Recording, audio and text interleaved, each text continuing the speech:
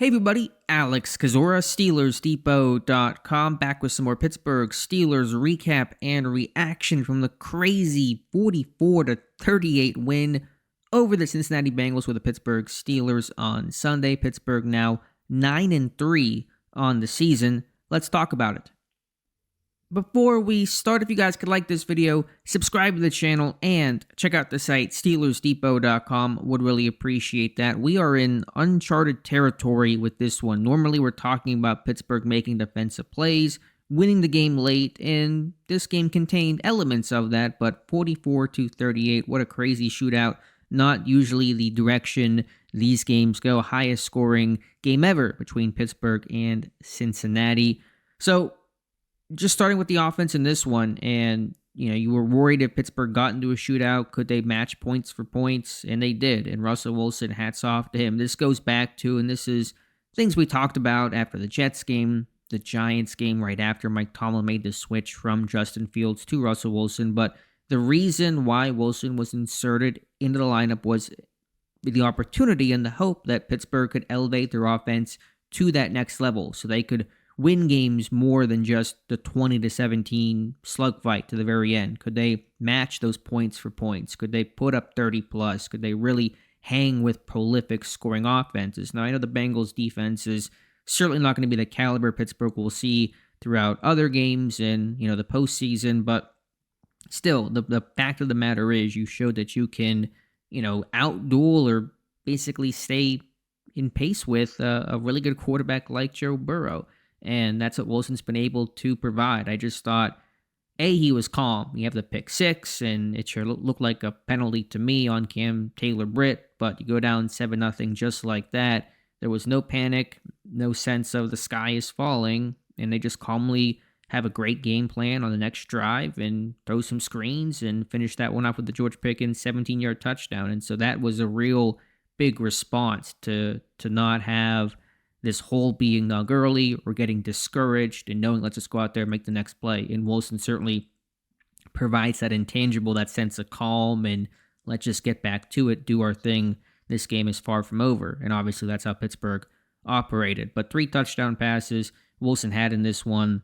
I thought Pittsburgh had a really good strategy. The Bengals were blitz happy. Pittsburgh used the screen game more than they have in a long, long time, and it was effective. In the past, Pittsburgh screen games, especially the running back screen game, had been horrendous, and it was an asset in this one.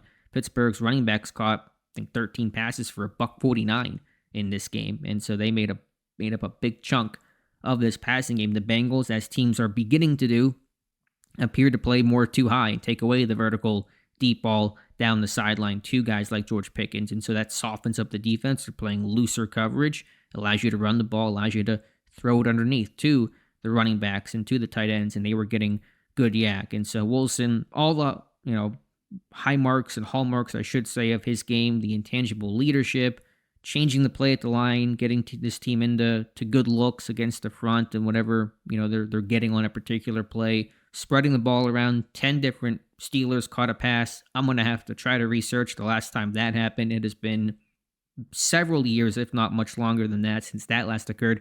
Crazy Mike Williams was not a part of that. But as I've said before, as long as other guys are making plays, I don't care if Williams catches the pass. Now, if other guys aren't making plays, then there's probably more urgency and more, I don't want to say anxiety, but more of a feeling of let's get Williams involved. But when you have other guys that are making plays, Ben Skoranek, Van Jefferson, the running backs, Michael Pruitt even catching passes, along with guys like George Pickens and Pat Freiermuth, the usual suspects, then it doesn't matter. Just whoever can make those, whoever can be that second and third option that steps up in big situations, just someone step up. That's all I care about. And those guys did in this one. Calvin Austin, he's on a heater, unfortunately. Left, taking a hard shot. Tomlin says he's being checked for a concussion. What a great concept that was to look like a Mills concept. Freiermuth on the dig underneath, the safety bites. Get Austin on the post route over the top, turned around Mike Hilton. So really good scheme. That was not technically red zone, 23 yards out, but we'll call it red zone fringe, and that's still basically working your red zone plan in that moment. Scramble drill, Wilson had the Freiermuth, those guys being on the same page. So just saw a mix of everything. Screen game, scramble drill, good concepts down in that red zone fringe, all on display for Pittsburgh's 3 touchdowns. The run game I thought was overall solid, and they really leaned on all three backs. Najee Harris left for a little bit. He cited a Thanksgiving meal as a reason why. No joke, that's what he said it was. But regardless, Patterson got work, Warren got work. I know Patterson was playing up more over Warren early. Why that was, Pittsburgh was using some tempo. Maybe that was a factor, but they trust all three guys, and they're going to rotate them in, and all three contributed well. I thought the O-line did a nice job. The tight ends blocking did a good job. Donna Washington, Zach Frazier. Watch those guys, including Dan Moore, clear the way on Harris's touchdown run, which was a basic walk-in touchdown, just a huge hole. There were some big cutback lanes in this game for Najee Harris. The O-line minimized and really took away Trey Hendrickson, the Bengals' top pass rusher, who was leading the league in sacks entering this week. He had one tackle, one quarterback hit, and no impact really overall. Wilson was sacked twice. One was a slide. One, I think, was third down late in the game where Wilson just does not want to make a mistake there. So really, the pressure was not that significant overall. I thought the O-line did a really nice job. Good bounce back performance across the board for players, for coaches. Just a really, really good outing overall. Just to note, the George Pickens situation, there's certainly a lot of critiques that are worthy to put on Pickens in this one. Some dumb stuff. The taunting call, that's the right call. The gesture, I don't know. Pickens says that the refs said they got the gesture wrong. I just know they're cracking down on those signals and gun signs, and if it looks even close, they're gonna throw it. So I don't know what happened there, but point is, you got some costly penalties. That one was certainly really costly. The latter that wiped out what would have been 1st and 10 at the Bengals 13. You go backwards, end up on that Boswell block field goal. Will be less talked about, obviously, because of the victory, and thankful for that. But that's obviously stuff where I'm certainly going to critique Pickens and just have to be smarter and be less emotional and just be aware of what refs are calling, and that cannot happen going forward. Quickly on the block, we'll have to look at it again. I think it was Broderick Jones. The rule is on field goal protect, you got to stay big and stay wide and really don't let somebody have a gap to get through. And Jones, for whatever reason, and maybe something happened, I'll have to really go back and watch it, but I think I got a good look at it. He got skinny. He took his outside foot and kind of turned inside, and it created a gap there. I know Loudermilk got plowed over, but that's kind of his job, and I don't really put that on him. There's three guys in that gap there. There's only one guy for Jones and Spencer Anderson, who was to Jones's left, to worry about. So it wasn't even like he had to protect super intently the inside gap, but Jones, I should say, has to stay big, and he didn't. He really allowed that gap for the linebacker to come through and block that kick. So I'm, at the moment, watching it live on a replay or two back, putting it on Broderick Jones, and that was unfortunate there for Boz, whose only 3 misses this season have been that block, a 62-yarder against the Chargers, and the 58-yarder in the wind against Cleveland. He had 3 field goals, remains on pace to break the NFL record for most field goals made in a season. Defensively, I'm collecting probably more of my thoughts here. The pass rush, there was maybe a little bit of ebb and flow to it. The one touchdown to Jamar Chase, you had a good rush, you felt like, and you just couldn't get home. A couple moments of that in this game.